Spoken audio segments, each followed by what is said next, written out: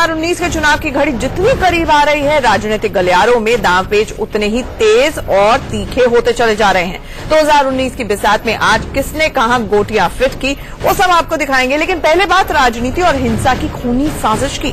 महाराष्ट्र में पुणे के भीमा कोरेगांव में जनवरी में हुई हिंसा को लेकर सनसनीखेज खुलासा हुआ है। इस मामले में 5 लोगों की गिरफ्तारी के बाद चौंकाने वाली जानकारी सामने आई है।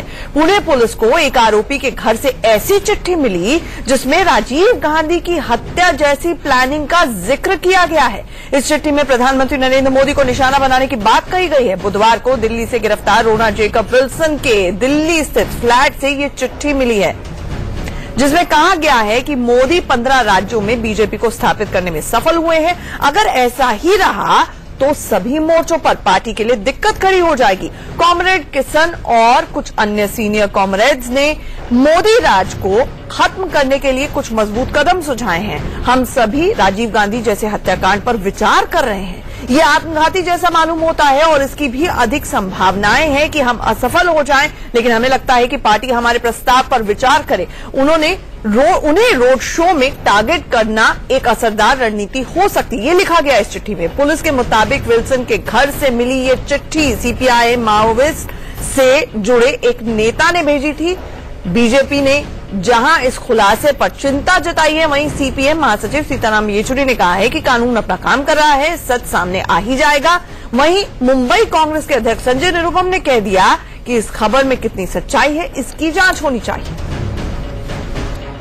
अति गंभीर सूचना है जो सार्वजनिक हो रही है कि देश के माननीय प्रधानमंत्री जी को लेके माओवादी तत्व जो है इस प्रकार की मंशा रखे कि हिंसा के आधार पर उनको टारगेट किया जाए।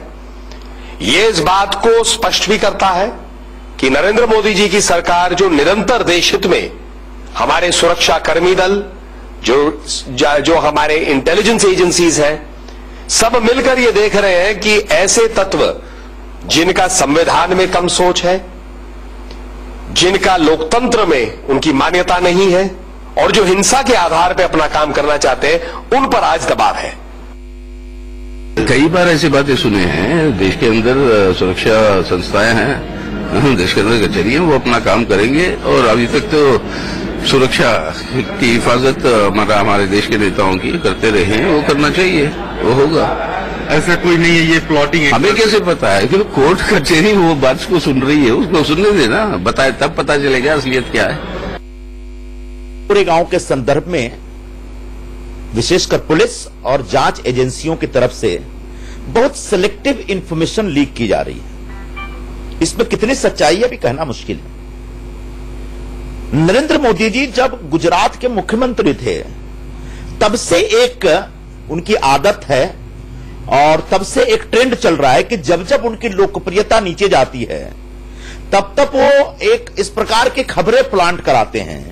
देश के हर वर्ग में भारतीय जनता पार्टी और मोदी के खिलाफ एक माहौल तैयार हो रहा है। कहीं उस परिस्थिति में एक रणनीति के तहत ये एक फॉल्स जानकारी तो फीड नहीं की जा रही है, इसकी छानबीन करना आवश्यक है।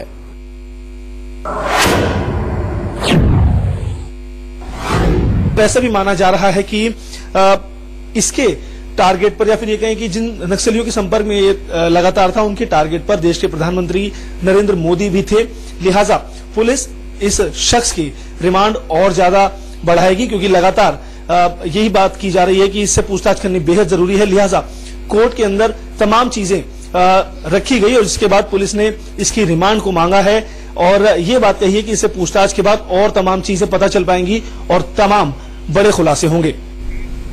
पूर्व प्रधानमंत्री राजीव गांधी की तरह पीएम मोदी की हत्या की साजिश के खुलासे पर गृहमंत्री राजनाथ सिंह ने कहा है कि हम अपने प्रधानमंत्री की सुरक्षा का हमेशा ख्याल रखते हैं। उन्होंने कहा कि नक्सली अब हारी हुई लड़ाई लड़ रहे हैं। वैसे हम लोग अपने प्राइम मिनिस्टर के सिक्योरिटी को लेकर बराबर गंभीर रहते हैं और माओइस्ट का जहां तक सवाल है उनके बारे में मैं कहना चाहूंगा, इस समय हारी हुई लड़ाई वो लड़ रहे हैं। माओ एक्सट्रीमिज्म, माओवादी उग्रवाद अब काफी कम हो चुका है।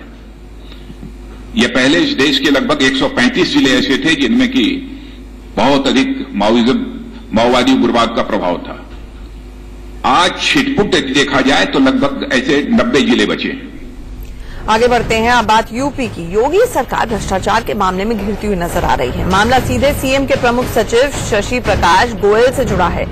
खुद गोयल पर ही भ्रष्टाचार के आरोप लगे, जिसके बाद यूपी की सियासत में हड़कंप मच गया।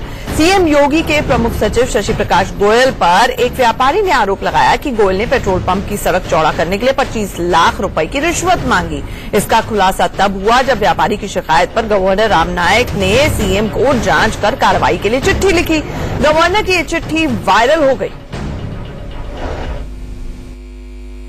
उन्होंने जब फाइल मेरी गई वहां पे तो उन्होंने निरस्त करके मतलब क्वेरी करके फाइल मेरी भेज दी, तो मैंने वहां से जवाब बनवा के और उनको भेजा और उसी दौरान इनसे एसपी गोयल जी से मिला पंचम तल पे और उनसे मिला और अपनी बात रखी। मेरे पास मेरी फाइल की पूरी जीरोक्स है कि सर मेरे साथ मैंने 1 करोड़ का लोन लिया है, बेरोजगार हूँ, अपना काम करना चाहता हूँ, तो ऐसा क्यों हो रहा है मेरे साथ। तो उन्होंने बोला कि हाँ फाइल आपकी सही है, मैं कर दूंगा और कोई व्यवस्था कर लीजिएगा। तो मैंने भी क्लियर पूछ लिया कि किस तरीके की व्यवस्था कर लीजिएगा।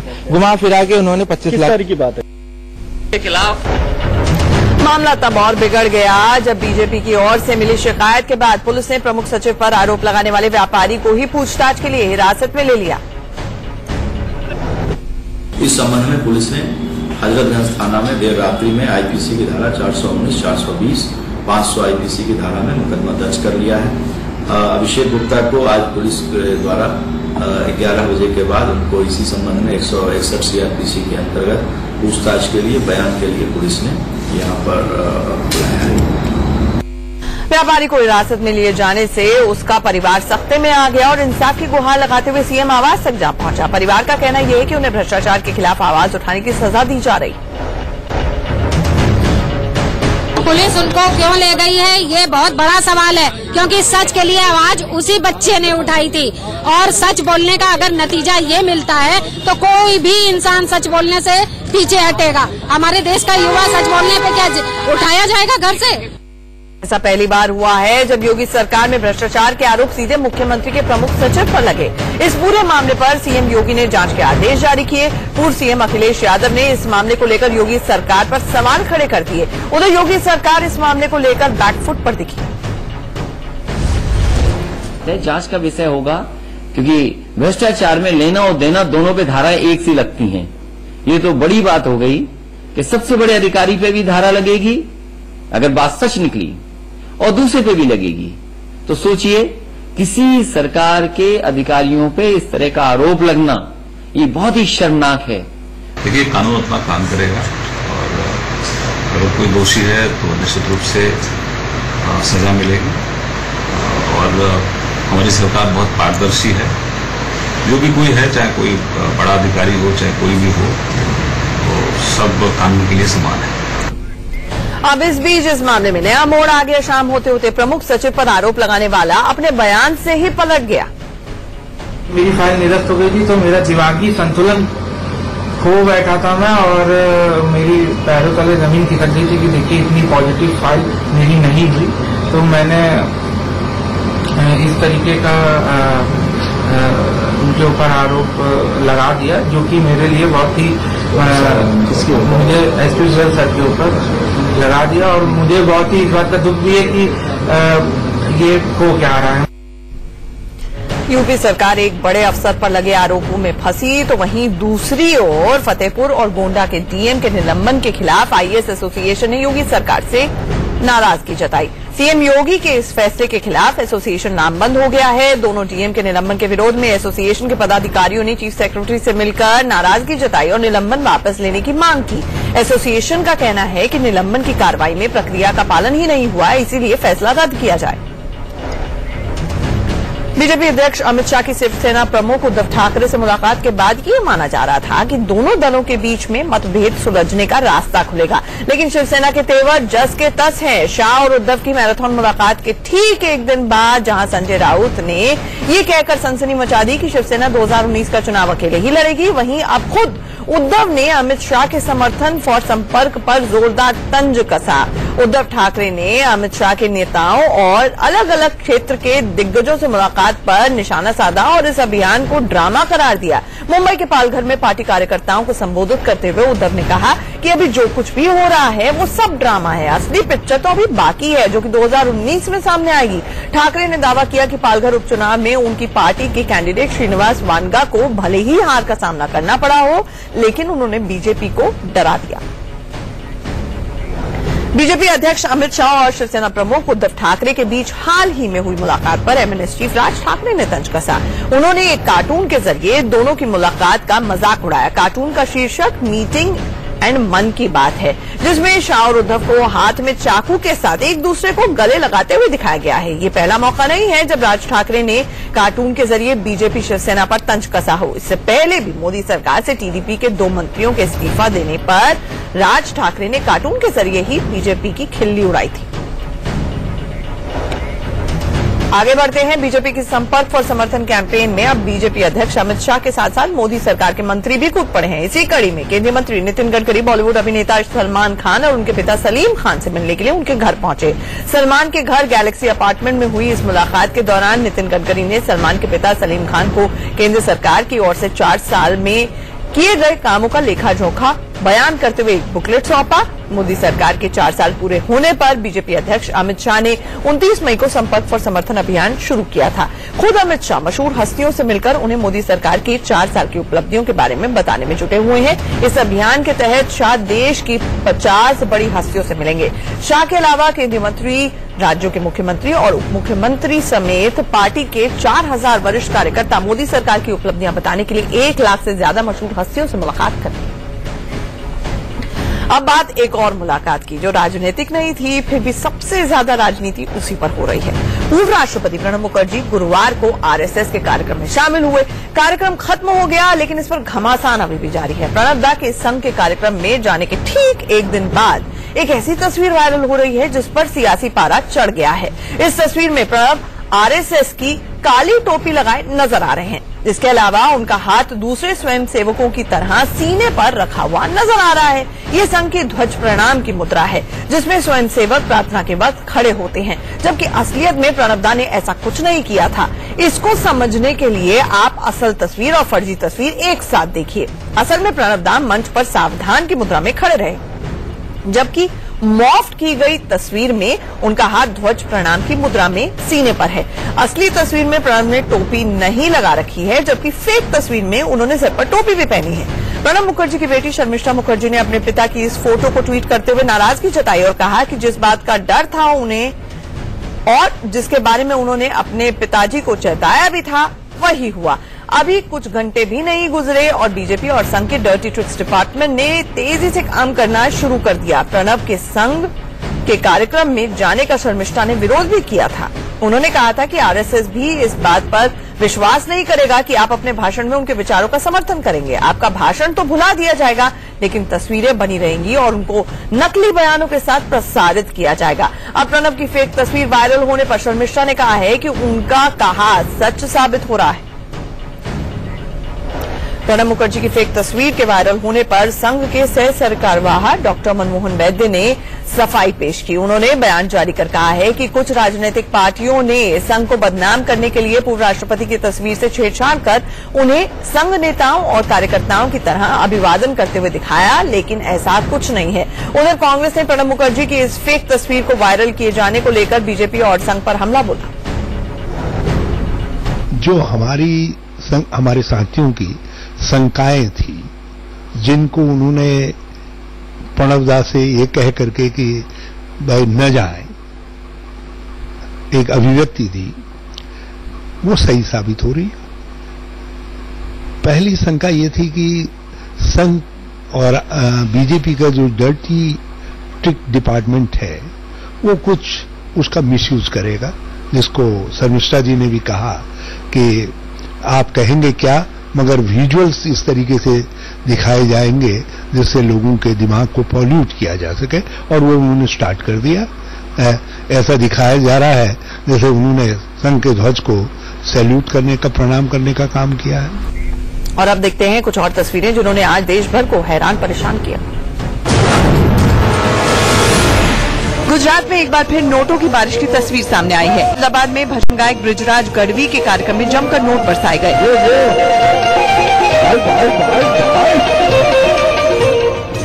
इस आयोजन की खास बात ये थी कि पीएम मोदी के मुखौटे में लोगों ने भजन कार्यक्रम में जमकर नोट बरसाए। गुजरात के दूसरे बड़े शहर वडोदरा से भी कुछ ऐसी ही तस्वीर सामने आई। यहाँ भी एक सांस्कृतिक कार्यक्रम में खुलेआम गायिका गीता रबारी पर खूब नोट उड़ाए गए। इस कार्यक्रम में गुजरात बीजेपी के अध्यक्ष जीतू वाघानी भी मौजूद थे।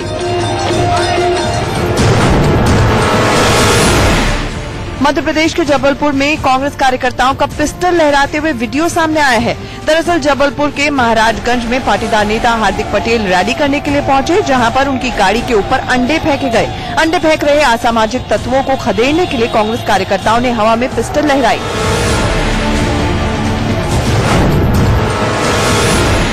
एमपी के छतरपुर में बीच सड़क पर एक महिला ने दूसरी महिला की चप्पलों से पिटाई कर डाली। इस दौरान लोगों की भीड़ जुट गई। बाद में मौके पर पहुंची पुलिस ने दोनों को समझाकर मामला शांत कराया। बताया जा रहा है कि जिस महिला की पिटाई की गई उस पर मोबाइल चोरी का आरोप है। राजस्थान के जयपुर में बीच सड़क पर दो लड़कियों के बीच हाई वोल्टेज ड्रामा देखने को मिला। साइड न देने की बात पर दो स्कूटी सवार लड़कियां आपस में ही भिड़ गई। दोनों के बीच में जमकर लात घूंसे चले। इस दौरान पूरी सड़क पर वाहनों की कतार लग गई। हालांकि बाद में लोगों ने दोनों लड़कियों को समझा बुझाकर शांत कराया। बिहार में सियासी पारा अपने चरम पर है। 2019 से पहले सूबे की सियासत में सीटों के बंटवारे को लेकर एनडीए के सहयोगी दलों में टकराव अब खुली जंग में बदलता जा रहा है। गुरुवार रात पटना में आयोजित एनडीए के भोज में केंद्रीय मंत्री और आरएलएसपी अध्यक्ष उपेंद्र कुशवाहा शामिल नहीं हुए, लेकिन उन्होंने साफ कर दिया कि बिहार में एनडीए एकजुट है और आगे भी रहेगा। लेकिन इस बीच आरजेडी नेता तेजस्वी यादव ने उपेंद्र कुशवाहा को साथ आने का ऑफर दे डाला। साथ ही कहा कि उपेंद्र कुशवाहा की विचारधारा के हिसाब से एनडीए में उनके लिए कोई जगह नहीं।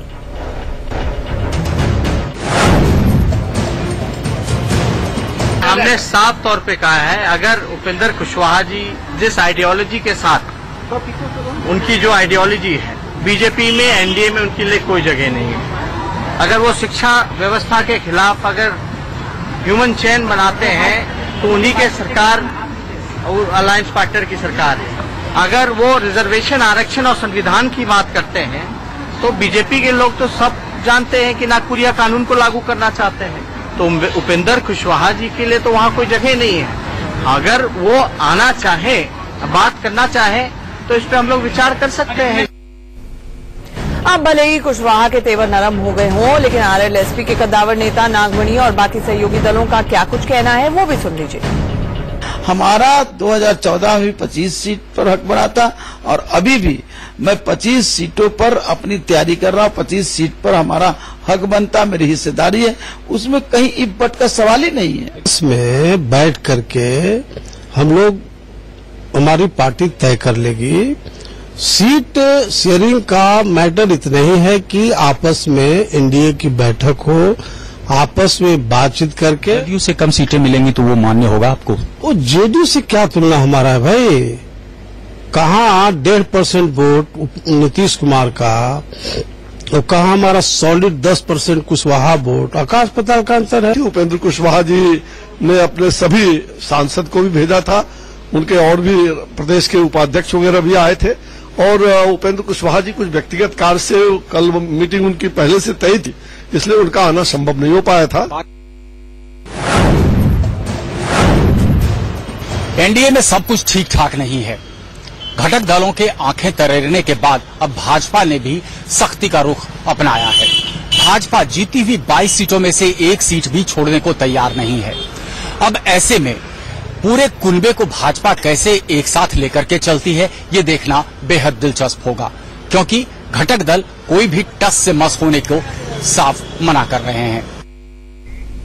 बीजेपी सांसद शत्रुघ्न सिन्हा के बागी तेवर जारी हैं। एक बार फिर से उन्होंने पीएम मोदी को निशाना बनाया। बिहारी बाबू ने पीएम मोदी को अपनी कार्यशैली में बदलाव लाने की नसीहत दे डाली। शत्रुघ्न सिन्हा ने ट्वीट कर पीएम मोदी से कहा, प्रधान सेवक, मेरा विनम्र अनुरोध है कि आप पार्टी की अंतर्ध्वनि को सुने।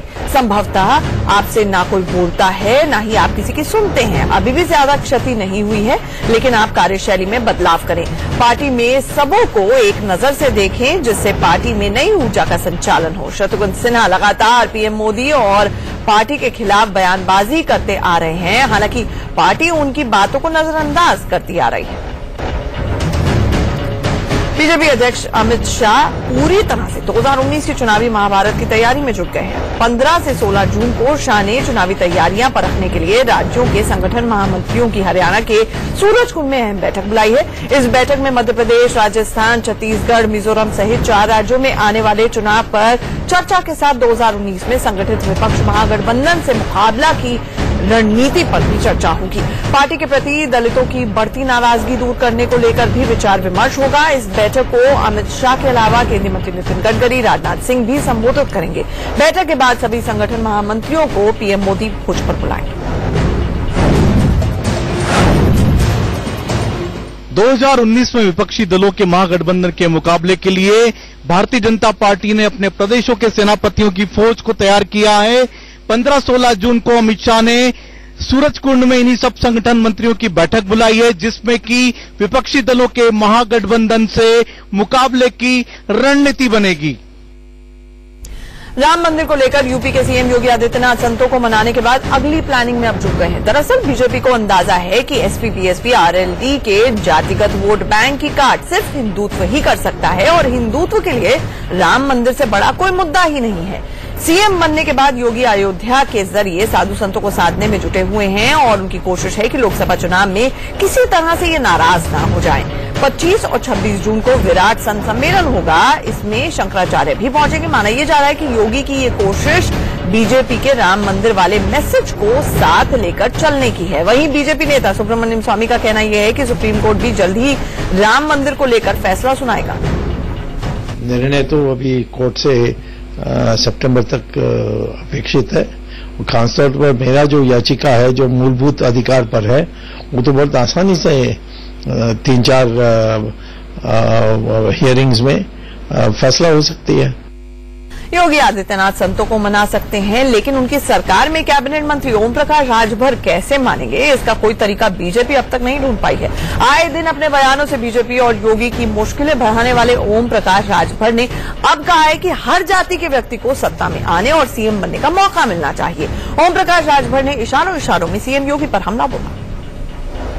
हो सकता है जब 6 महीने के लिए मायावती जी मुख्यमंत्री बन सकती हैं, तो 6-6 महीना सभी जातियों को बना दिया जाए तो क्या बुरा है?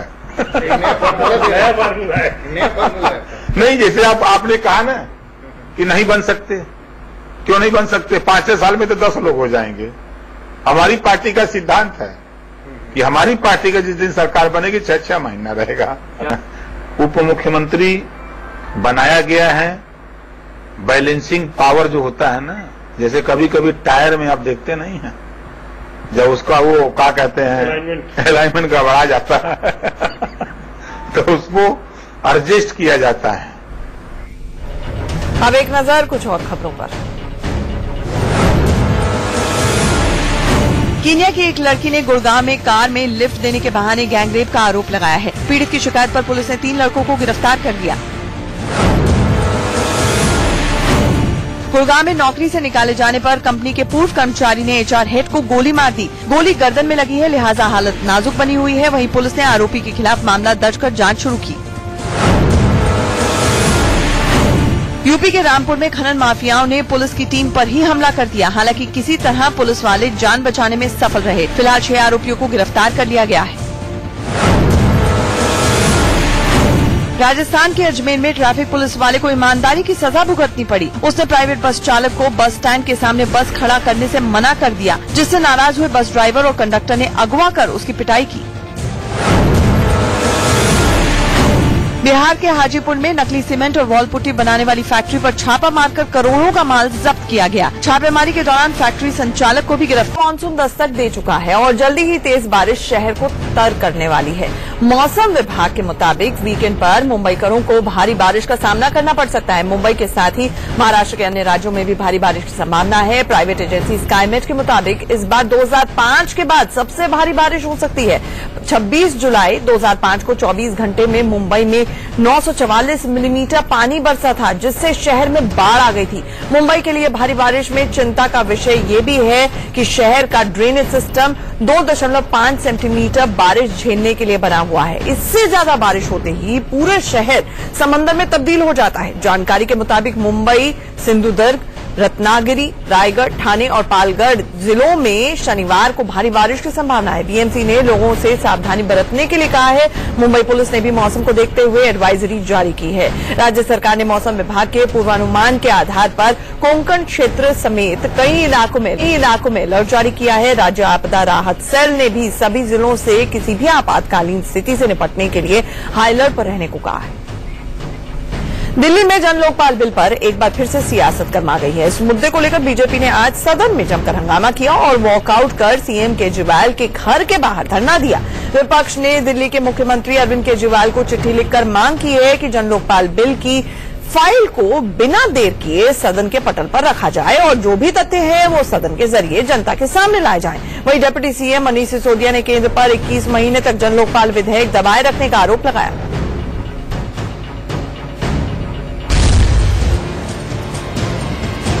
फाइल दबा रहे हैं, लोकपाल की 9 महीने से दबा कर बैठे हैं। जन लोकपाल बनाने की बात कर रहे थे, 9 महीने से फाइल दबाई और आज भी फाइल निकालने को तैयार नहीं। मंत्री पे भ्रष्टाचार के मामले हैं, उनके रिश्तेदारों पर मुख्यमंत्री के यानी पूरी पार्टी पर भ्रष्टाचार के मामले हैं और जो लोग कल तक जन लोकपाल के माध्यम से भ्रष्टाचारियों पर कार्रवाई चाहते थे, आज वो जन लोकपाल बिल को रोककर भ्रष्टाचारियों पर कार्रवाई रुकवाना चाहते हैं। 1.25 साल दिल्ली सरकार ने 4 दिसंबर 2015 को जन लोकपाल पास किया था। 1.25 साल केंद्र सरकार दिल्ली सरकार के बिल पे सोती रही, कुंडली मार के बैठी रही। 1.25 साल बाद जगी और सिर्फ एक मैसेज भिजवाया एलजी के थ्रू कि लेजिस्लेटिव विधानसभा की कॉम्पिटेंस में आता है कि नहीं आता, अभी इस पे चर्चा की जाए। तो विधानसभा की कॉम्पिटेंस में जन लोकपाल पास करना नहीं आता, ये केंद्र सरकार कह रही है और ये जाके पूछ रहे हैं। वहां बैठे ना धरने पे कि विधानसभा जो है भ्रष्टाचार रोकने के लिए कानून पास कर सकती है, वहां बैठे, दिल्ली की जनता को कुछ फायदा होगा। मध्य प्रदेश में अगले 6 महीने के अंदर विधानसभा चुनाव है, वक्त कम है। इसी को ध्यान में रखते हुए कांग्रेस की चुनाव प्रचार अभियान समिति के अध्यक्ष और सांसद ज्योतिरादित्य सिंधिया ने भोपाल में डेरा डाल दिया है। प्रदेश कांग्रेस दफ्तर में सिंधिया के लिए जो केबिन दिया गया था उसमें जगह कम होने की वजह से ज्यादा जगह के लिए दूसरे कमरे की दीवार तोड़ी जा रही है और सिंधिया के कमरे को बड़ा किया जा रहा है। मध्य प्रदेश कांग्रेस पूरी तरह से चुनावी मोड में आ गई है। इस वक्त हम मौजूद हैं पीसीसी में, जहां पर आप देख सकते हैं ज्योतिरादित्य सिंधिया सांसद और अध्यक्ष मध्य प्रदेश चुनाव अभियान समिति जो कि कैंपेनिंग कमेटी है। ये पीसीसी के ग्राउंड फ्लोर पर ज्योतिरादित्य सिंधिया के लिए ये केबिन अलॉट किया गया था, ये कमरा, लेकिन जगह काफी कम थी। कल सिंधिया ने आकर यहां का जायजा लिया और उनको ये जगह जो है काफी छोटी लगी। सिंधिया के निर्देश के बाद इस दूसरे कमरे की दीवार तोड़ दी गई है। बीच की जो दीवार है इससे इस तरफ सिंधिया बैठेंगे और सामने वाले कमरे में उनका स्टाफ बैठेगा। कुल मिलाकर अब सिंधिया जो है पूरी तरह से चुनावी मोड में आ गए हैं और वो चाहते हैं कि कोई भी बीजेपी के खिलाफ या शिवराज सरकार के खिलाफ कैंपेन में कोई भी कसर नहीं छोड़ी जाए, जनता तक पहुंचा जाए। लेकिन जो रणनीति बनेगी उसके लिए भी सिंधिया भोपाल में एक घर भी ढूंढ रहे हैं। उसके अलावा कांग्रेस दफ्तर में यहां पर एक बड़ी जगह की उनको दरकार थी। तो कमलनाथ के हाथ में कमान है, जाहिर तौर पर सिंधिया अपने लिए जगह बनाते फिर रहे हैं। आगे बढ़ते हैं। कानपुर मेडिकल कॉलेज में बड़ी लापरवाही सामने आई है। कानपुर के सरकारी हैलेट अस्पताल में एसी फेल होने से 5 मरीजों ने दम तोड़ दिया। बताया जा रहा है कि अस्पताल के आईसीयू का एसी प्लांट पिछले 5 दिन से काम नहीं कर रहा था, जिसकी शिकायत डॉक्टर से की गई, लेकिन किसी ने इस ओर ध्यान ही नहीं दिया। आरोप ये भी है कि एसी प्लांट की मरम्मत में लापरवाही के चलते पहले भी सर्जरी और न्यूरो सर्जरी ऑपरेशन थिएटर के एसी खराब हो चुके हैं। हालांकि हालात जस के तस बने रहे। लापरवाही पर लीपापोती करने के लिए आईसीयू की खिड़कियां और दरवाजे खोल दिए गए थे। अब 5 मौतों से हड़कंप मचा है तो मेडिकल कॉलेज प्रशासन पल्ला झाड़ने में जुटा हुआ है और मौतों के पीछे एसी फेल होना वजह नहीं मान रहा है।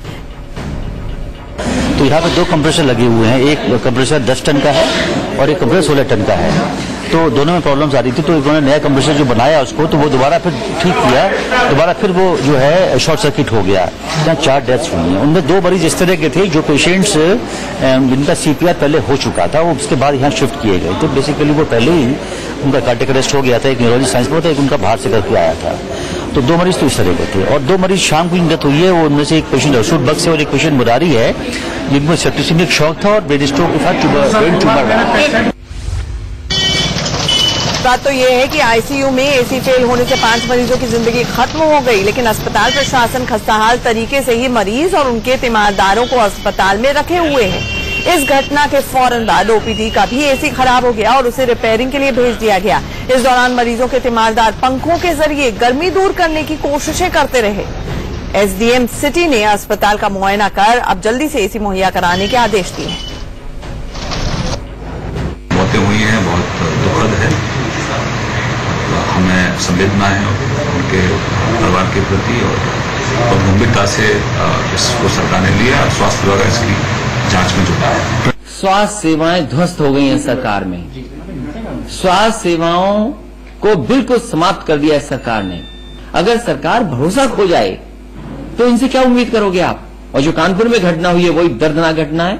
और इसी तरह मैं कहना चाहता हूं, सभी मेडिकल कॉलेजों को बर्बाद कर दिया है सरकार ने। हमने ये देखा उस समय जब गोरखपुर में 1000 से ज्यादा ऊपर बच्चे मरे, तब भी यही स्थिति थी। आज हम फिर देख रहे हैं बुरा हाल है प्रदेश के अंदर, क्योंकि स्वास्थ्य शिक्षा इन पर ध्यान नहीं है, एक डिविजिव एजेंडा चल रहा है।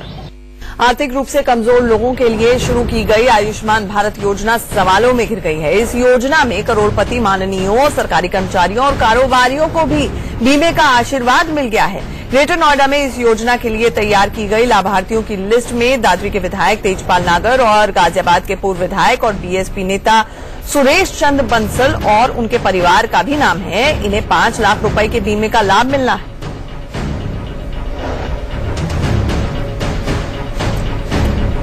योजना के लाभार्थियों की इस लिस्ट में शामिल लोगों को पता ही नहीं है कि उनका नाम इसमें है। वहीं काफी ऐसे लोग हैं जो गरीब होते हुए भी इस सूची में नहीं आ सके।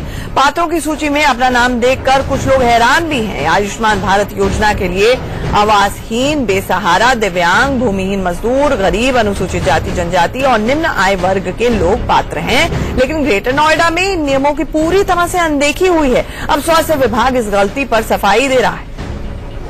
ये लिस्ट बनी है 2011 में, 2011 की लिस्ट है।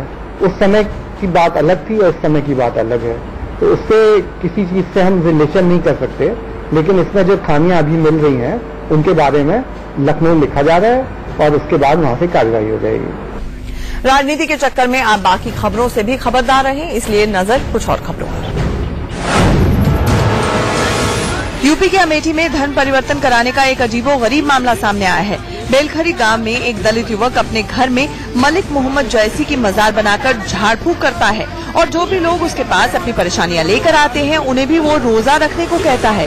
जैसे ही स्थानीय प्रशासन मौके पर पहुंचा तो युवक भाग खड़ा हुआ। सुप्रीम कोर्ट ने पश्चिम बंगाल में हुई 2 बीजेपी कार्यकर्ताओं की हत्या की जांच सीबीआई से कराने की मांग वाली याचिका को खारिज कर दिया है। साथ ही सुप्रीम कोर्ट ने हत्या की जांच की मांग को लेकर कलकत्ता हाईकोर्ट जाने को कहा। आपको बता दें कि मृतक के परिवारों ने मामले की सीबीआई जांच की मांग रखी थी। यूजर का डेटा मोबाइल कंपनियों से शेयर करने पर भारत सरकार ने फेसबुक से 20 जून तक जवाब मांगा है। सरकार ने फेसबुक से उन खबरों पर स्पष्टीकरण मांगा है जिसमें कहा गया कि उसने चीनी फोन मेकर्स को यूजर्स की सहमति के बिना ही निजी जानकारी मुहैया कराई, जिसमें उनके दोस्तों की जानकारी भी शामिल है। नई दिल्ली भोपाल शताब्दी एक्सप्रेस समेत कुछ शताब्दी राजधानी ट्रेन्स में आपकी प्लेट से कुछ डिशेस कम होने वाली हैं।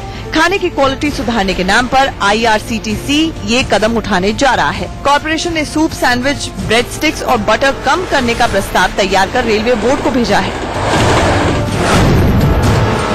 आज से कैलाश मानसरोवर यात्रा शुरू हो गई है। यात्रियों के लिए एक अच्छी खबर ये है कि पिछले साल चीन ने नाथुला दर्रे को बंद कर दिया था, लेकिन इस बार नाथुला दर्रा खोल दिया गया है। वहीं लखनपुर से खराब रास्ते की वजह से कैलाश मानसरोवर यात्रियों को अब पैदल ही शिवधाम तक पहुंचना होगा। जम्मू कश्मीर में रमजान में भी आतंकी हमले रुकने का नाम नहीं ले रहे हैं। एक बार फिर से आतंकियों ने घाटी को दहलाने की कोशिश की। हंदवाड़ा के हारेल में उस वक्त हमला हुआ जब गृहमंत्री राजनाथ सिंह सुरक्षा हालातों का जायजा ले रहे थे। ये हमला राजनाथ सिंह के दौरे के 3 घंटे पहले हुआ। बताया जा रहा है कि 3 आतंकी हमले की फिराक में एक लोकेशन पर छिपे हुए थे। जैसे ही सेना को खबर मिली, सर्च ऑपरेशन शुरू कर दिया गया, जिस पर आतंकियों ने फायरिंग शुरू कर दी। करीब 5 से 7 मिनट तक गोलीबारी होने के बाद आतंकी फरार हो गए।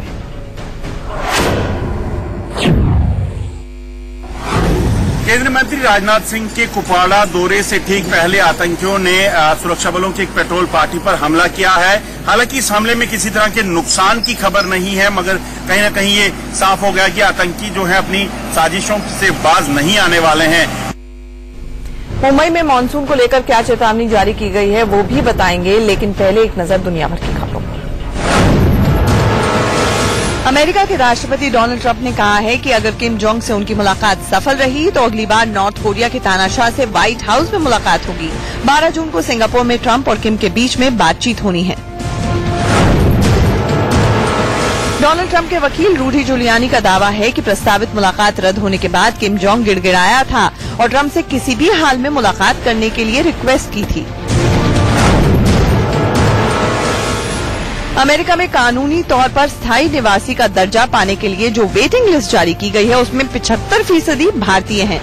नियमों के मुताबिक स्वतंत्र देश के 7% से अधिक नागरिकों को 1 साल में ग्रीन कार्ड जारी नहीं किया जा सकता। लिहाजा ग्रीन कार्ड के लिए भारतीयों को 70 साल तक इंतजार करना पड़ सकता है। इस लिस्ट में एक भी पाकिस्तानी नहीं है। इमरान खान की दूसरी पत्नी रहम खान को वसीम अकरम ने नोटिस भेजा है। दरअसल रहम ने टेल ऑल नाम से एक किताब लिखी है जिसमें वसीम अकरम के निजी संबंधों को लेकर बड़े आरोप लगाए गए हैं। 4 और लोगों ने रहम को नोटिस जारी किया है। शाहरुख खान की चचेरी बहन नूरजहां पाकिस्तान के पेशावर से चुनाव लड़ेंगी। उन्होंने निर्दलीय पर्चा भरा है। पाकिस्तान में 25 जुलाई को आम चुनाव होंगे।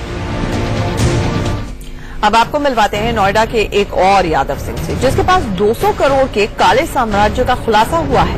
नोएडा अथॉरिटी में assistant project engineer Brijpal Chaudhary के घर इनकम टैक्स विभाग ने गुरुवार को छापेमारी की। करीब 11 घंटे से ज्यादा इनकम टैक्स अधिकारियों की टीम ब्रिजपाल चौधरी के सेक्टर 27 स्थित आलीशान बंगले का कोना कोना खंगालती रही। आपको बता दें कि कई घोटालों में नाम आने के बाद आईटी की टीम ने ब्रिजपाल चौधरी के घर पर छापा मारा, जहां से कैश, कई अहम दस्तावेज और लैपटॉप जब्त किए गए हैं।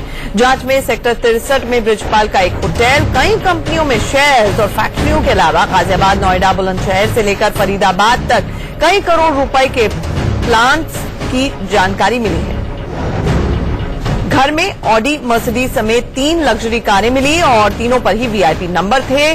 तलाशी के दौरान मर्सिडीज के हार्ड डिस्क, सीपीयू और 2 डीवीडी भी बरामद हुई हैं। इन सब की जांच की जा रही है। आपको बता दें, जिस वक्त इनकम टैक्स विभाग ने ब्रिजपाल चौधरी के घर पर छापा मारा था वो घर पर नहीं थे। आईटी की टीम ने ब्रिजपाल, उनकी पत्नी और बच्चों के अकाउंट्स भी सीज कर दिए हैं और जांच में जुटी है।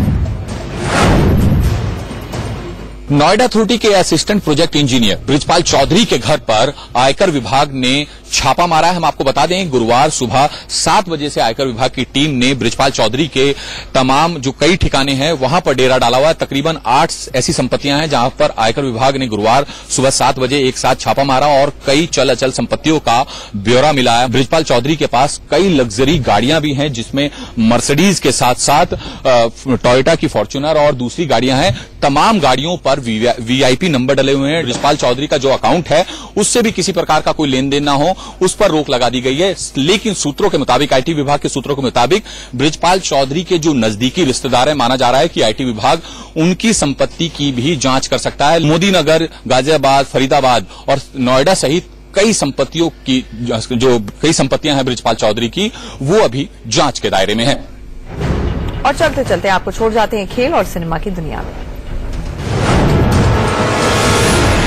भारतीय महिला क्रिकेट टीम की कप्तान मिताली राज T20 में 2000 रन बनाने वाली पहली भारतीय बन गई हैं, जबकि विराट कोहली 2000 के आंकड़े से अभी 17 रन पीछे हैं। अफगानिस्तान ने तीसरे T20 में बांग्लादेश को 1 रन से हरा दिया। आखिरी ओवर में राशिद खान ने 9 रन नहीं बनने दिए। हालांकि आखिरी बॉल पर शानदार फील्डिंग की वजह से अफगानिस्तान के खिलाड़ियों को नागिन डांस करने का मौका मिल गया।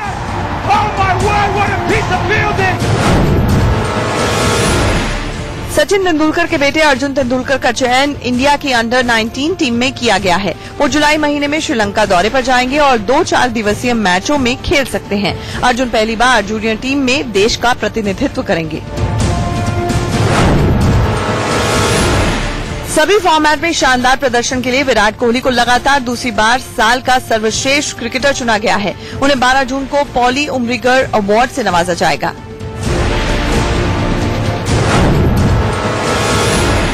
दिल्ली के मैडम टुसाड म्यूजियम में विराट कोहली के वैक्स स्टैचू को नुकसान पहुंचा है। जिस दिन कोहली के पुतले का अनावरण किया गया उसी दिन पुतले के कान को तोड़ दिया गया। बताया जा रहा है कि ये सेल्फी की होड़ में हुआ। बॉलीवुड के महानायक अमिताभ बच्चन ने ब्रह्मास्त्र के अपने को स्टार रणबीर कपूर और आलिया भट्ट की जमकर तारीफ की है। अमिताभ ने एक तस्वीर ट्वीट कर कहा, रणबीर और आलिया के साथ एक फ्रेम में होना खुशी और सम्मान की बात है। ये पीढ़ी बहुत अच्छी है, मैं इनसे काफी कुछ सीख रहा हूँ। कटरीना कैफ फिटनेस फ्रीक है और वो जिम में जमकर पसीना बहाती हैं। आलिया भट्ट से उनकी दोस्ती जिम में ही गहरी हुई थी और अब उन्हें जानवी कपूर के रूप में एक और नई दोस्त मिल गई है। सोशल मीडिया पर एक वीडियो वायरल हो रहा है जिसमें कटरीना जिम में जानवी को केक खिला रही हैं। दोनों सेम ही जिम में जाती हैं। हरियाणा की डांसर सपना चौधरी का एक और डांस वीडियो सोशल मीडिया पर वायरल हो रहा है। वीडियो के वायरल होने की वजह सपना का वेस्टर्न और मॉडर्न लुक है। अक्सर ट्रेडिशनल ड्रेस में दिखने वाली सपना काले रंग के जंप सूट में एक फैन के साथ डांस करती हुई नजर आ रही है।